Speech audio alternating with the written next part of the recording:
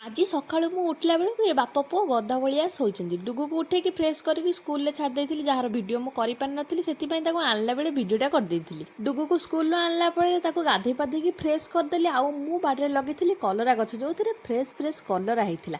ଆଉ ତାକୁ ଯାଇକି ମୁଁ ତୋଳି ଆଣିଥିଲି। ଏହି ଗଛଟି ଆଗେ ମୋର ଆପେ ଆପେ ଉଠିଥିଲା, ମୁଁ ତାକୁ ଲଗେଇ ନଥିଲି। ଏତେ କଲରା ଆ ଦେହରେ ହେବ ବୋଲି ମୁଁ ବିଶ୍ୱାସ କରିନଥିଲି।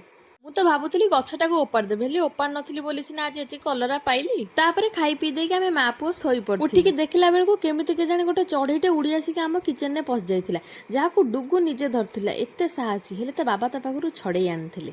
ସେଥିପାଇଁ ସେ ଜିଦି କରିକି କାନ୍ଦିକି ଗଡ଼ି ଯାଉଥିଲା। ଆଉ ସେତିକି ବେଳେ ମୋର କଲିଂ ବେଲ୍ଟା ବାଜିଲା। ଆଉ ମୋର ଗୋଟେ ପାର୍ସଲ ଆସିଥିଲା, ଯେଉଁଥିରେ କି ଡୁଗୁର ଗୋଟେ କ୍ୟୁଟ୍ ଗାଡ଼ିଟେ ଥିଲା।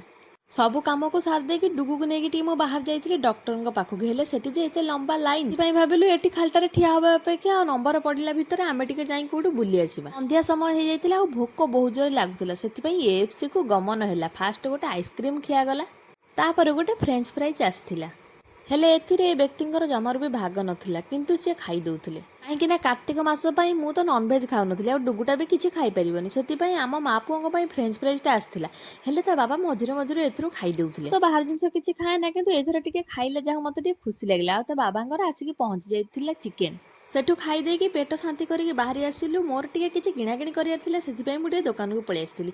ତାପରେ କିଣାକିଣି ସାରି ଡକ୍ଟରଙ୍କୁ ଦେଖେଇ ଆମେ ଆସି ଘରେ ପହଞ୍ଚି ଯାଇଥିଲୁ। ଆଉ ଡୁଗୁ ତା ଗାଡ଼ିଟାକୁ ଧରିକି ଖେଳିବାକୁ ଲାଗିଥିଲା।